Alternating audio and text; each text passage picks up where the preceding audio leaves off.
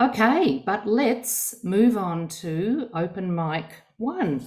And as our very first poet of the evening, we've got Glenn Hunting.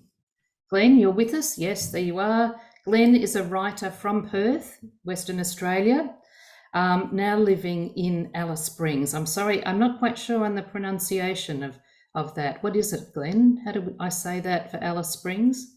The original name, you mean? Yeah. It's pronounced Mbantwa. Mbantwa. Okay, brilliant. Yep. Thank you. Fantastic. He won the 2019 Zip Print Short Story Award and the 2022 NT Writers Festival Writing Competition.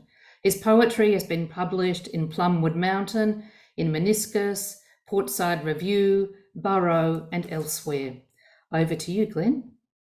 Thanks, Rose. It's always great to be at these Liquid Amber events, and huge congratulations to you, Anne, on your work that you're launching tonight. I've already had an opportunity to read quite a bit of it, and it's terrific. I've really enjoyed it so far. So I'm going to do 2 short poems. One's really short, and the other one's just slightly less short. And this first poem is straight out of Arunda country, where I'm coming to you from tonight. Jericha. Branches claw in breathless space. Granules shimmer in waterless gullies. Ridges hold their heads erect, resigned. Above, the eagle's primaries stretch in azure, etch the ground with warning shadow, weaving lizards into grass, plunging dunarts under dust. And this next one, if I can just find it, is actually a sonnet, and it might sound a little bit as though I'm doing a bit of an early Gwen Harwood with this sonnet, but I promise you I'm not. Counsel. Suppress your private doubts before you write, and start by getting hard things off your chest. Then later, try to catch the drift and flight of bards whose verses rise up in your breast. You'll mine for wisdom, gift it lilting tongue, in metre, rhyme, or language quite unique. Sing this sad old world forever young. But then the editors won't let you speak within their hallowed pages, or be shown with those whose printed miracles give birth to dreams of wide acclaim you've never known. And then you'll wonder what those dreams are worth. Know this, your voice may one day pierce the din for someone lost in lonely noise. Begin. Thank you very much.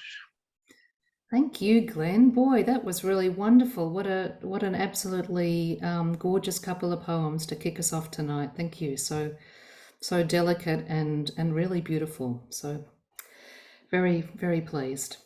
Okay, our next poet tonight is Nikki Kazamatis. Nikki, are you around? There we go. Looks like you're in a warm clime there too. Nikki Kazamatis is an educator and poetry for well-being practitioner, which is a great job description if ever I've heard one, based in Brisbane. Poetry became her accidental mentor and healer some 10 years ago to recover from clinical depression and anxiety, and she has since presented at national and international conferences, including her 2016 TED Talk on the power of poetry for personal and community well-being. She has 3 chapbooks published under her pseudonym Veronica Cassiane, which came out with Ginninderra. Thanks very much, Nikki. Thanks, Rose. This poem was written a couple of weeks ago. We commemorated the anniversary of the floods in my local community by the Brisbane River at Yeronga there. And I was asked to write something to share. A lot of people did not come because it was too raw. So it was really delicate trying to find something that was not going to sideline the experience that is still so real for so many and unresolved. It's called Paper Boats. This morning, the sun paddles into autumn. Its gentle current, all that was needed to set sail, gliding past the ancients and their children on the banks, on one side, past markers of time and tears on the other. These markers are ignorant of the lichen quietly growing between weather-worn slats that have seen many a picnic, heard many a birthday song, tasted many a shared heartache. But Mianjin is more. This land has another story to tell.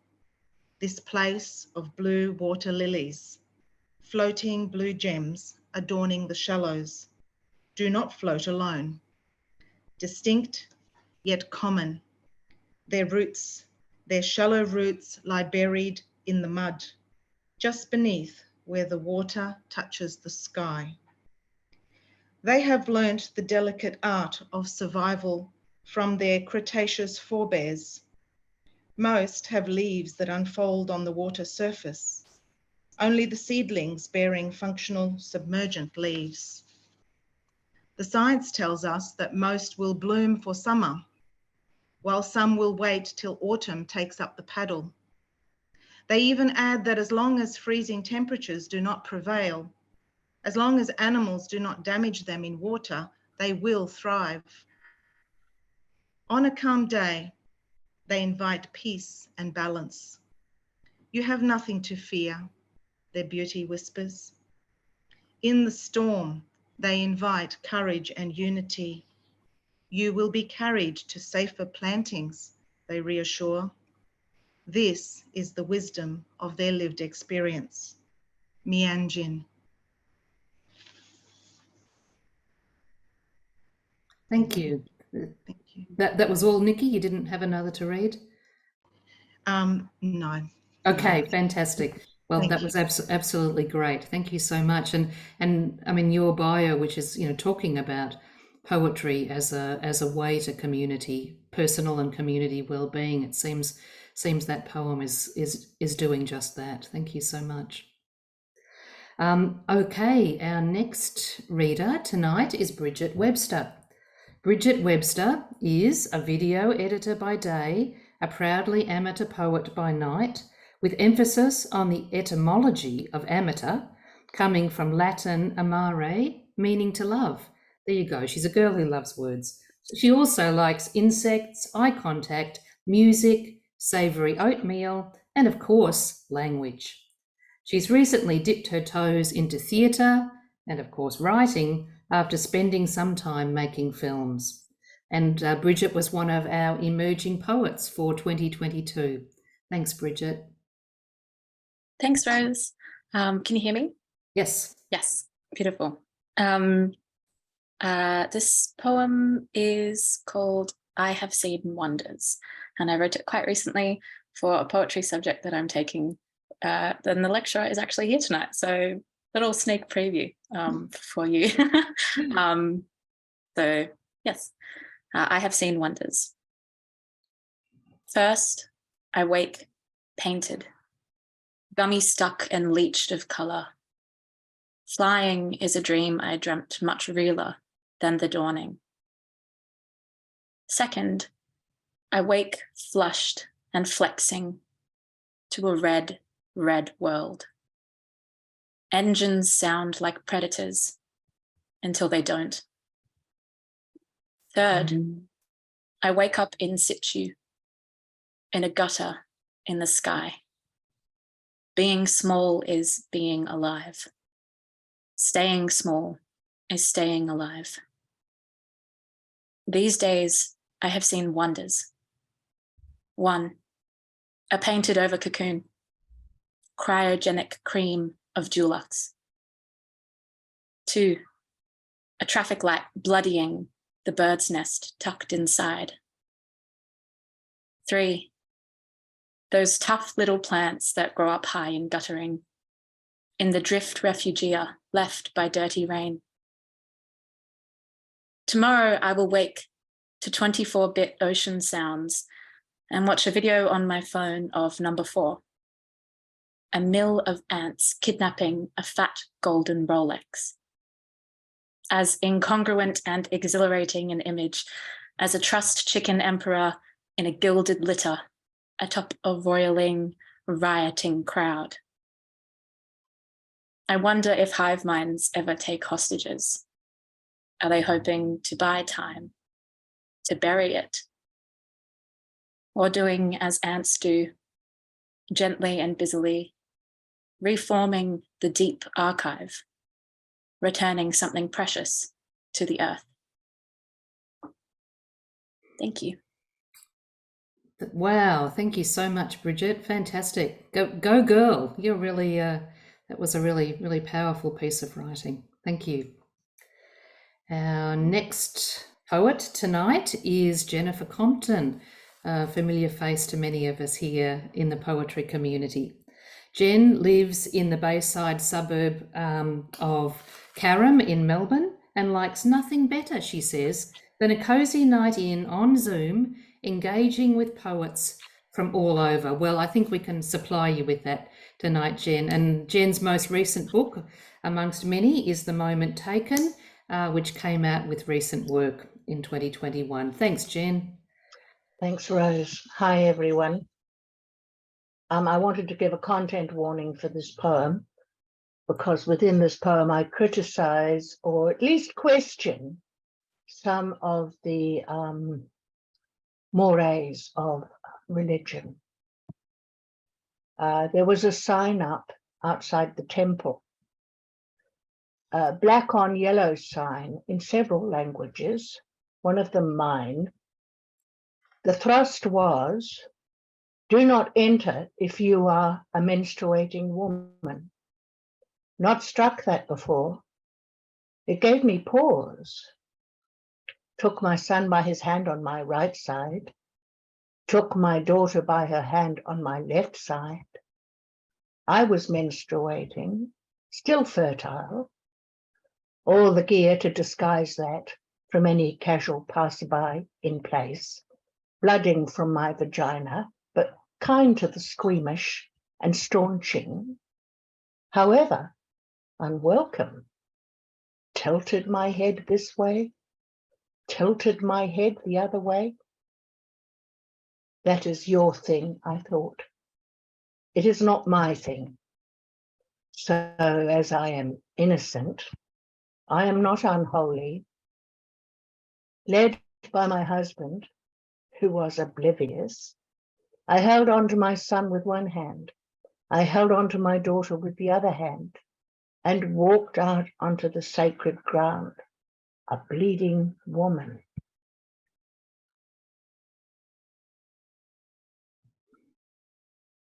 Powerful work, Jen. Did you have another to read for us, or? No, that'll do, thanks. Thanks to all the workshop ladies who helped me with that poem. I very much appreciated it, as always.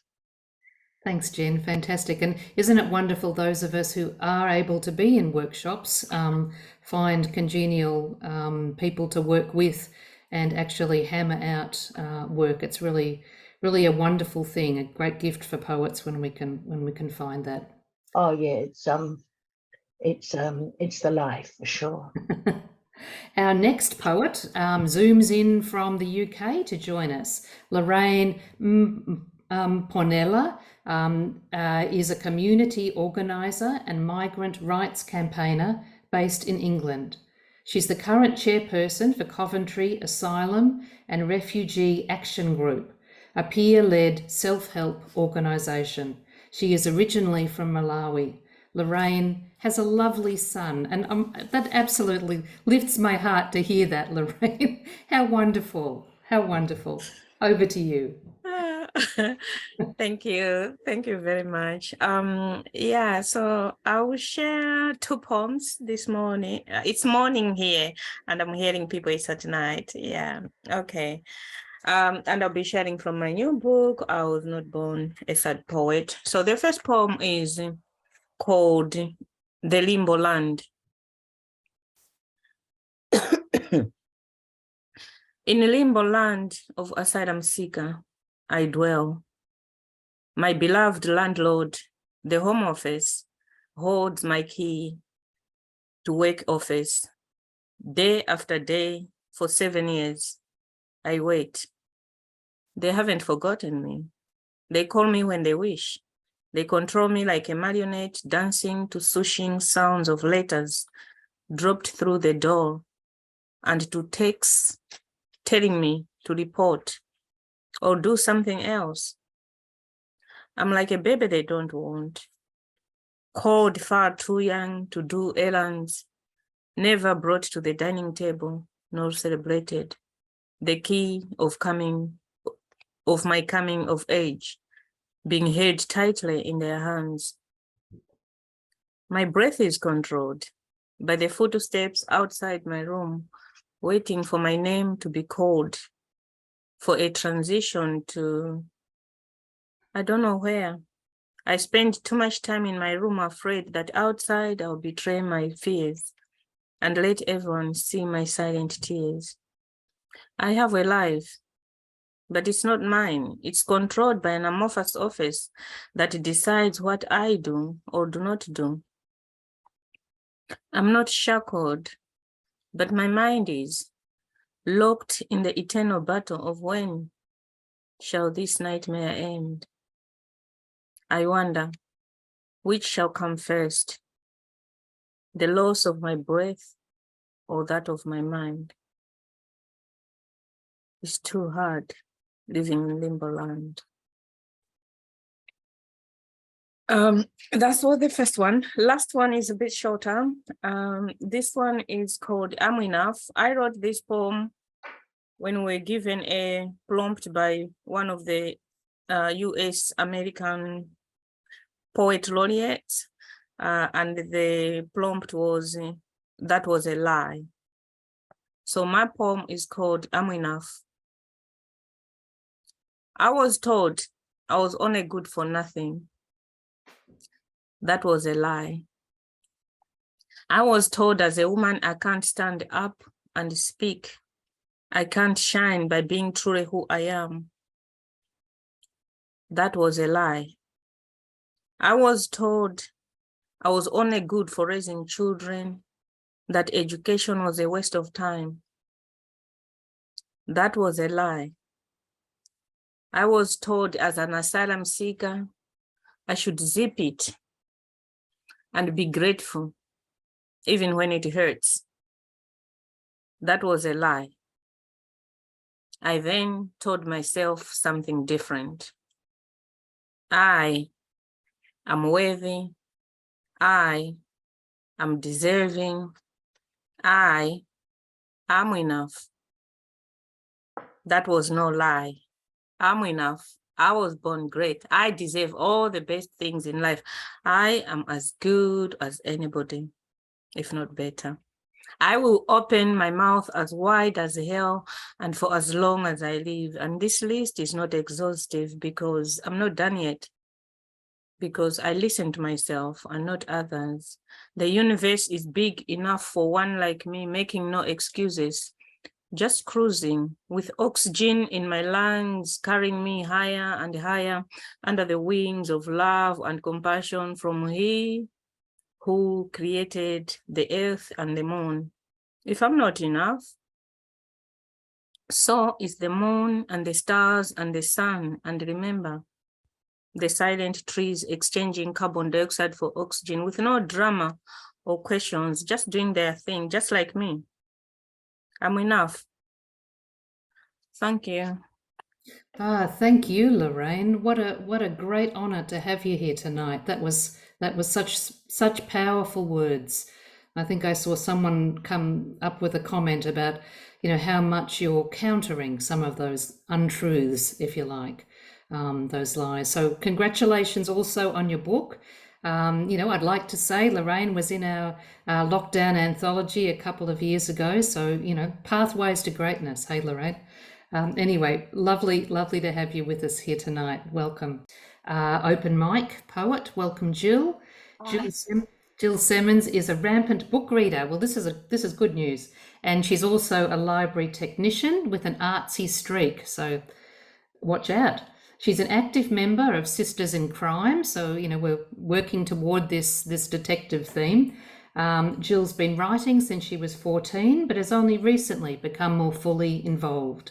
Working at the Melbourne Athenaeum Library, and more of that particular venue soon, has helped her to flourish and grow into her craft. So thank you very much for coming tonight, Jill, and sharing it with us. Hi, everyone. Thank you. I have got a couple of pieces I'd like to share with you. I have been collaborating with a printmaker called Bronwyn Rees, and she makes art books from her prints. And we talk about what's in those prints, what she was thinking about when she makes them, and I give her my response to them in a poetry form. I'm not formally trained. I haven't done studies. It's just something that works its way out of my head onto paper. So the first thing I'd like to share with you all tonight is called A Map of Lines. It's a prose poem, and it's describing, it was more of a word exercise to try and bring on a poem, and you'll understand when you hear it. A map of lines, textures, names, all represent the known portion of a world, the explored, charted, experienced and lived part. What remains in those blank spaces strewn with pointy, sharp mountain icons, curling streams and marching forests? What else is there to discover? Who drew the imaginary monsters on my map and inscribed the immortal words, "There be dragons here"? And why does my map change? What influences this phenomenon? It feels like the map has secret properties that change its place, being, time, my age. These different map phases are like puzzle pieces, all cut from the same base, with a purpose. Yet once they are separated, then laid out, they become another thing altogether. Pieces of me, my map, all broken up from the original whole, now refusing to go back quietly. The landscape that results is temporarily familiar. Quick, get hold of those pieces before they have a chance to move again. So, with jangled pieces hanging on about on some random surface, I contemplate the future. With no map or track, where are my reference points, guides to move forward? Into this maelstrom of uncertainty, I quail to venture, as if I'm standing on two thresholds, 1 foot here, 1 foot there, dithering whilst the fury gathers around me, waiting for a decision to be made for me. Thank you. Thank you, Jill. Fantastic. Oh, absolutely wonderful. So pleased that you could share that with us. And yeah, great craft. There is a second piece. It's 3 stanzas, very short. Oh, I'm so sorry. Please, yes. I thought you were pausing, but please go ahead. This is the poem that resulted from this word exercise, and it's called Shimmer. Shimmer lines in the air vibrate as the heat falls out of light-drenched skies. Map lines reflect and refract light waves, its own contours traced on paper while being walked and traced in the earth, on the land and through the trees. Disjointed pieces of light fall on my shoulders as I navigate my map, the contours lovingly traced by eager adventure-seeking fingers, memory guiding my fingertips. Tree branches sway to arboreal music, leaves casting shadows before me down the strewn path. Softly, I travel the song lines laid out by patient green architects. Across imagined country, I take myself for a stroll. As I walk, remembrance brings gifts of soul and strews the path before my feet. Faint, fragile pieces flutter dustily where I pass by. The fragmented whole shimmers as imminent collapse threatens. an exquisite dance of balance now as I carefully negotiate terms of reference, reframing information and memories, refitting to my map. Finger poised now, which trail to blaze today, feeling the smooth glide trailing my faint heart. Can't it wait just a little longer, allowing that sensation of whole completeness enough time to form another line on my map? And that's all. Thank you. Thank you, Jill. I'm so sorry for interrupting you earlier. Right. Anyway, I very much enjoyed it. Thank you. Thank you so much for sharing your craft. Thank you. So we've had poets in England, we've had poets in Australia, and now we're about to have a poet from Greece. So let's welcome tonight Alexandra Soropoulou. Alexandra lives with her husband and 4 children, hold your horses, near the Temple of Poseidon. Imagine that. And publishes her own visual poems on Amazon.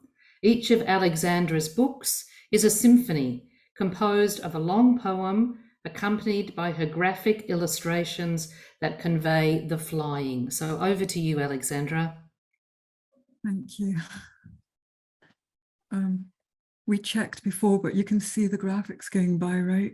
Yes, yes, all good. Thank you. Okay. Flying 13.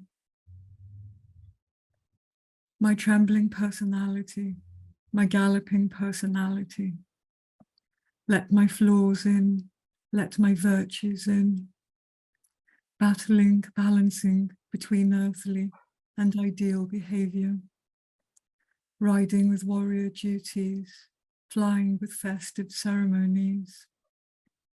Ancestors and descendants transforming protogenic instinct and barbarity into cultured, refined nobleness. All personalities becoming one. Following the smoke of Ithaca, wayfaring my own boat. Ruins behind, dreams ahead, expectations blending with sirens' songs. Punishments and rewards, repenting and enriching our voyage. Crusading, descending and ascending, scarring and rejuvenating. My trembling mind, my galloping mind, let my fears in, let my visions in. Battling, balancing between earthly and ideal reality. Riding past fallen Troy, flying towards sacred temples. Poetry and prophecies, transforming missions and experiences into immortal knowledge and treasures. All minds becoming one. Unadorned words enchanting the fiery dragon of the golden fleece.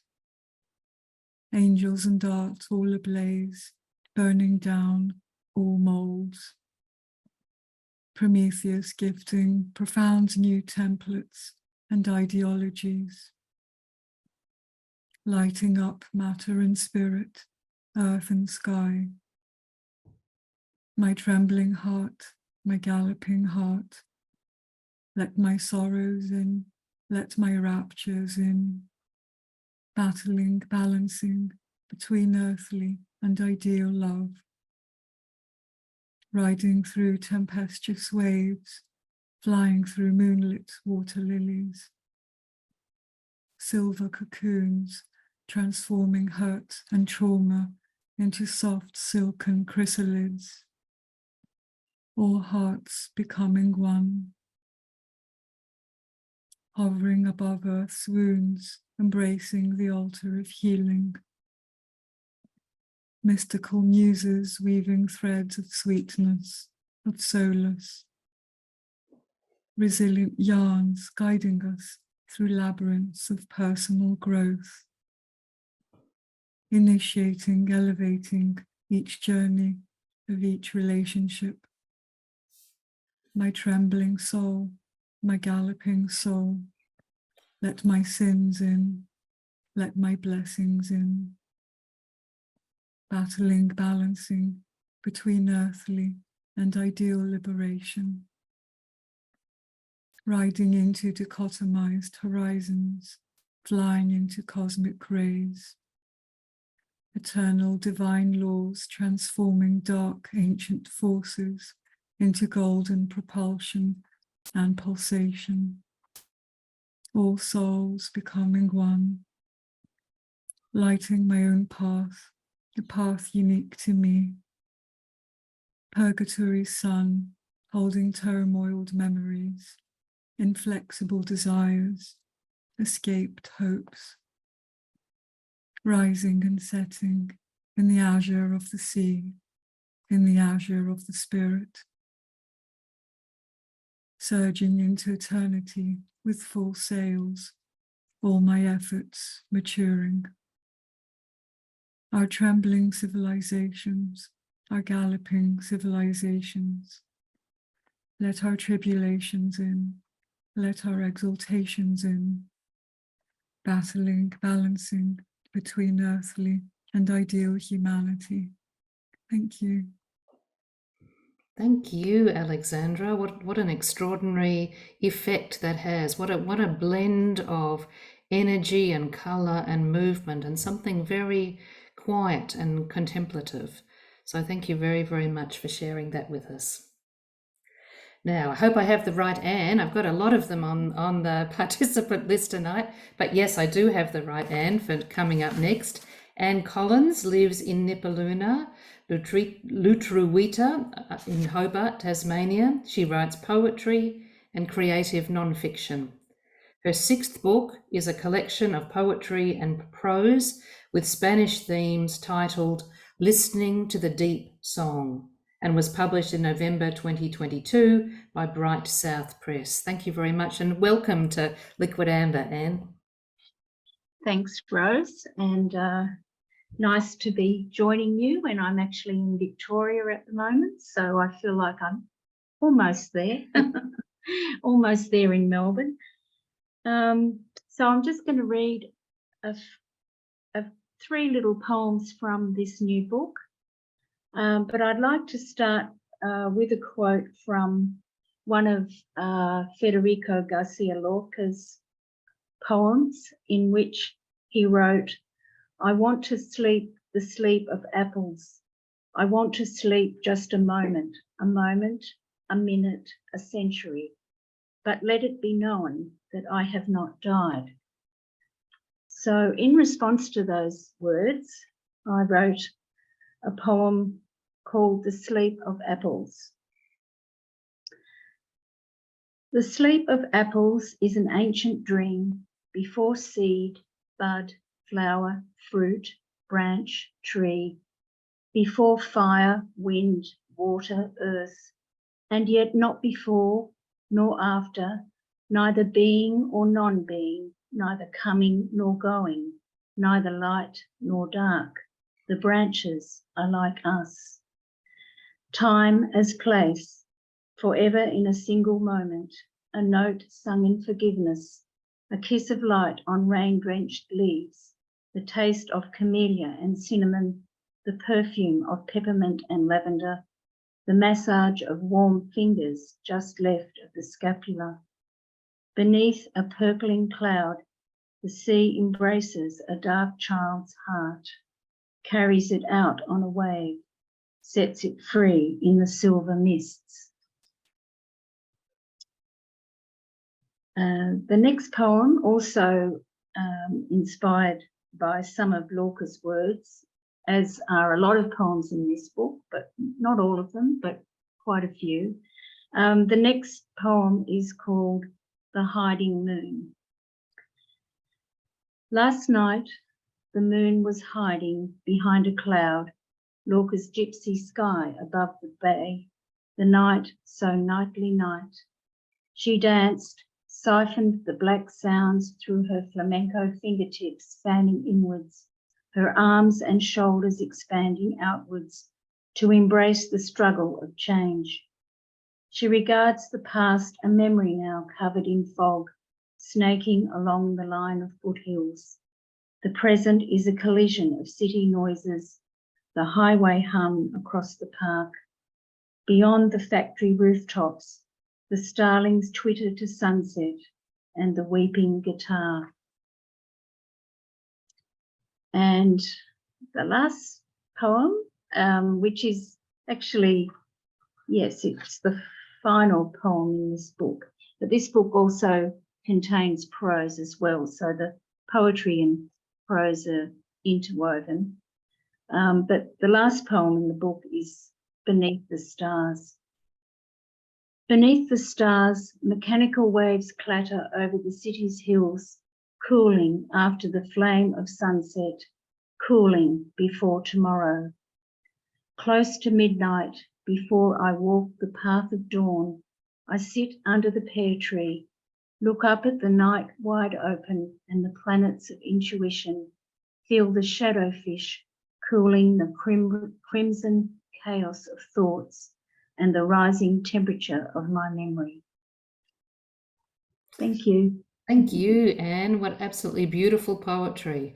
And isn't it great how we do get inspired by other people's words and other people's images, you know, whether they're visual or textual. But yeah, thank you. That was absolutely lovely.